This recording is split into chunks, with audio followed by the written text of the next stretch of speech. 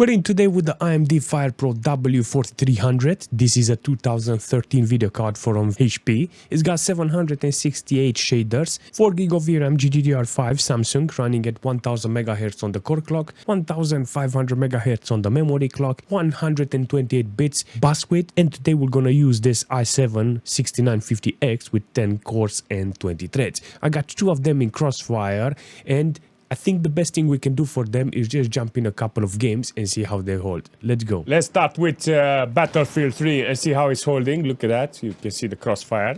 Today we have to focus on this occasion to see how it's performing with compatible games. This is the only thing that I have to take today. I think this is low details. It's working really nice with this. All right, let's take our video cards and see how they are running. I got 1080p on this. I didn't check the setting thing. I just went inside the game.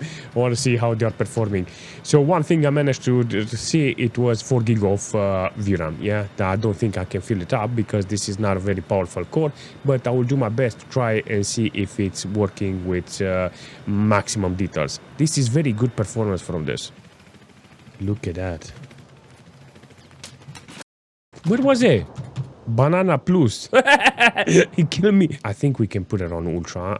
Yeah, I was on low details. Put it on ultra with 1080p and see if it's holding. I got 4GB of VRAM and I think it's gonna do wonders. 4GB of VRAM, 60 FPS. Let's do a reset. Okay, 1.4GB of VRAM. This apparently, because of the drivers, doesn't show utilization and process difference, you know, so I don't think there is any difference, but oh my god, with 40 FPS is not okay. Okay, stop, Danny. Okay, so ultra details is too much.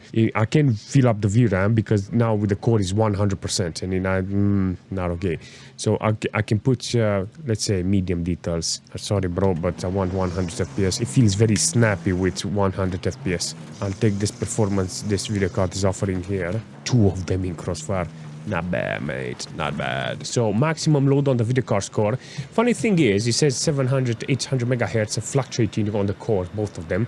But I disable ultra ULPC or something, ultra low power state or something like that. And I don't understand why it's fluctuating on the frequency. Regardless, I'm gonna take the performance this video card is offering here. I managed to find them really cheap online, and they are doing fantastic in this situation. The only thing I didn't take a look, it was the thermal paste. Overall performance is great. There is no problem on utilizing this Crossfire here. 1GB of VRAM or medium details so I can have 100 FPS is good. There's no problem there. Look at that. Nice jump, Daniel. Oh, yeah. Oh, calm down, bro. I only got 1080p with low details. Look at this. Oh, it's beginning stutter. Okay, it's okay. All right, let's jump into Battlefield 1 with 1080p and low details. This is not bad. This is actually a decent performance from this setup. I want to see if it's holding for a couple of kills. I want to see what I can do with this because it looks and it runs gorgeous. Seriously.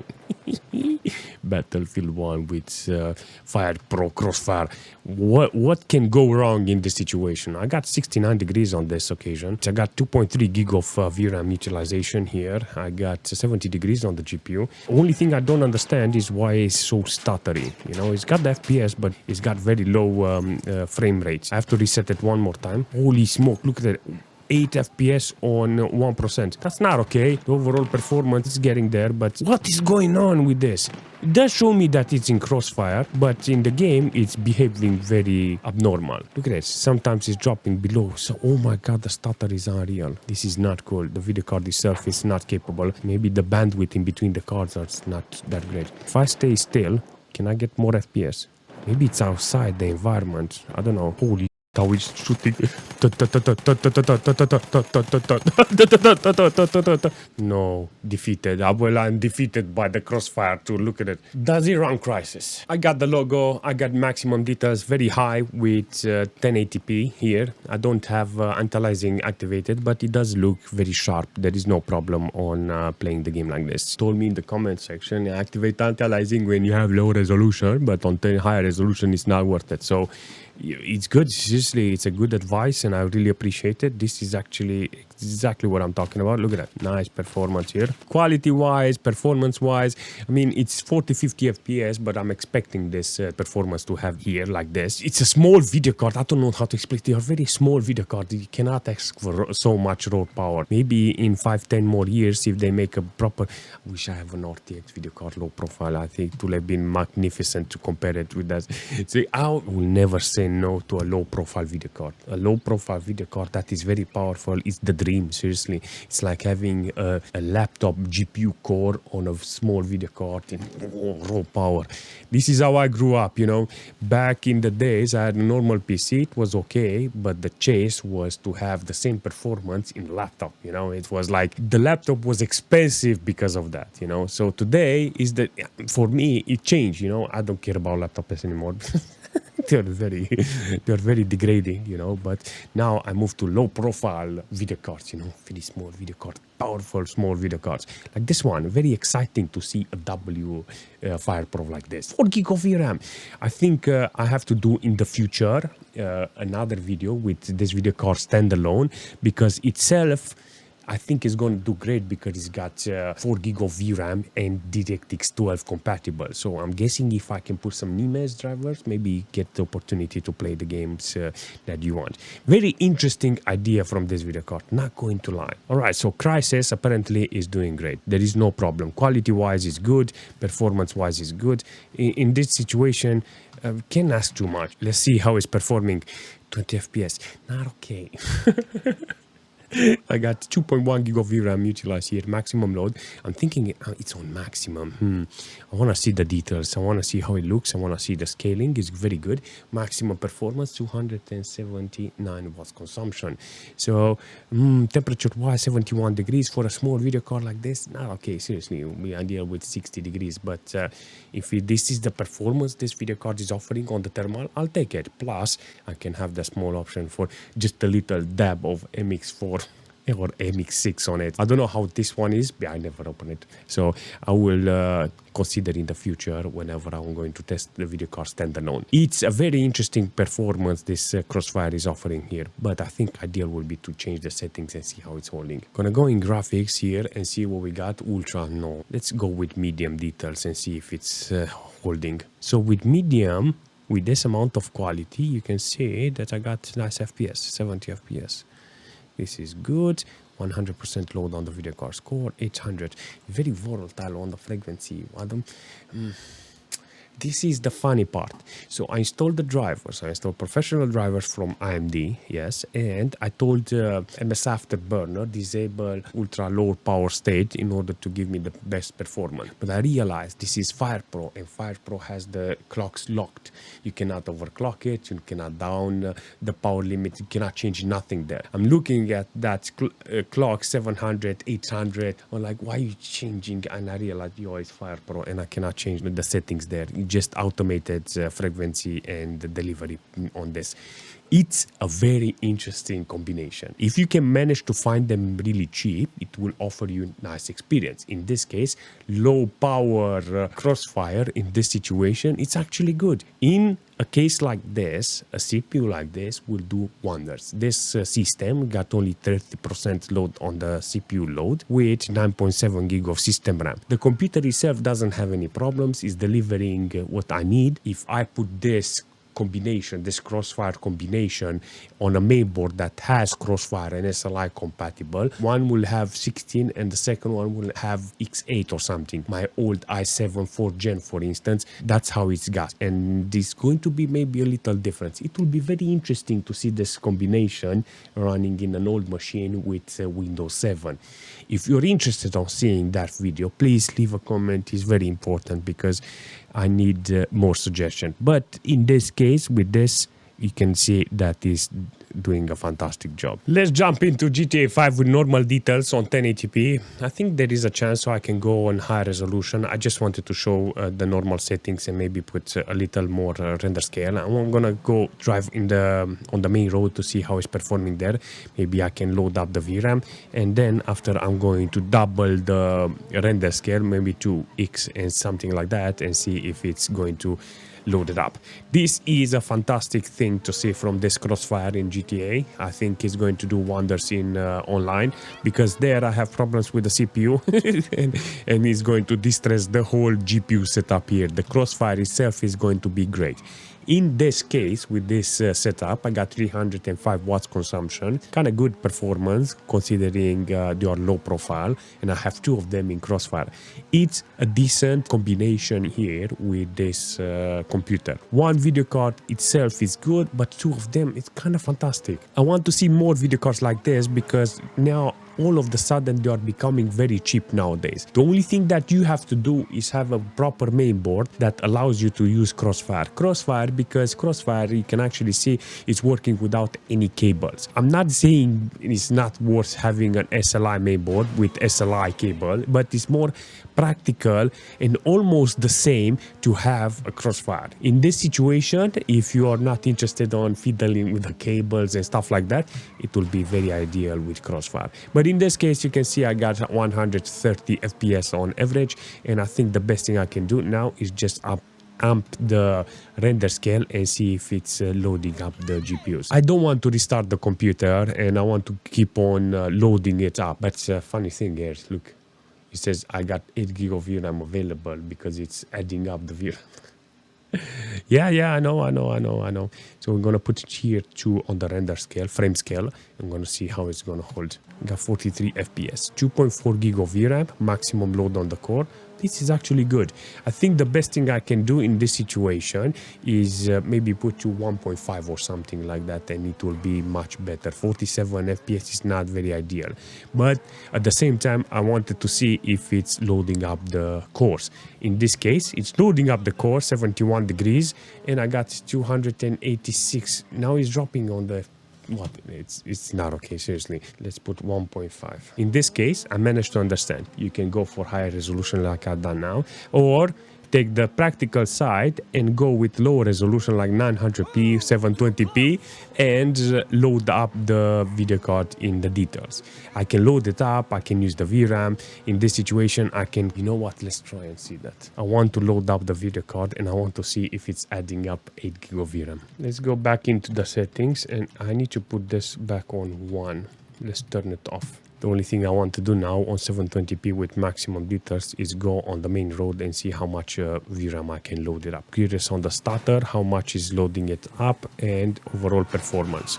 This is an awesome combination to test in this situation and see how the VRAM is behaving. Look at that, 2.7. Maybe we're going to reach 4 gig of VRAM utilization. This is great. Yes, going to 3000 megabytes of VRAM utilized. Almost there. I think it's going to be even higher on this occasion. Starter wise, it's not too much. It's playable with 46 FPS. I think I have a standing chance if I put the frame scale a little lower. But that's it for 3.1 gig of VRAM. I actually thought I would get 8 gig of VRAM utilized, but it's impossible due to the core being too slow. That's it. Maximum load on the core doesn't help. I think if I want more VRAM, I have to lower the resolution. I put on 800 by 600, and I'm gonna put MSA on X8. Let's see what the is going on. Seriously. All right, let's go back. I made a mistake there. Daniel, that's not what you have to do. This is maximum, and maybe here we can put long shadows, something like this. Let's see. All right, so I got 800 by 600. I'm very fascinated how nice it looks like this. This is an awesome performance from this combination. All right, not going to lie, this is a very appropriate performance from this Crossfire. 37 FPS with maximum details. This Crossfire is holding with 3.2 gig of VRAM. I'm not joking, this is surprising. This is fascinating to see. Look at this, on maximum details. You can see it's 800 by 600, the edges. This is what you have to consider if you're interested on this. You can go with low resolution with maximum details, and it's going to be fantastic. I have to test this game. I know it's working with Crossfire, but look at the flickering. Look at what's going on here. Seriously, don't know what's going on, but this is a very good game that knows how to utilize Crossfire and SLI, and I have to set it up in such a way that I get the right performance. I max it out here with 1080p, and it's not holding. This is not great because this is an awesome game. Look at that. This is the whole settings that I have here, and let's see, maybe shadow quality. Put it to medium or something like this. ambient occlusion maybe. Leave anti-aliasing because anti-aliasing is good. This is good. Snappier, 60 FPS. I need the average. I need the lowest point. There is something that is dragging the performance down. Maybe it's anti-aliasing.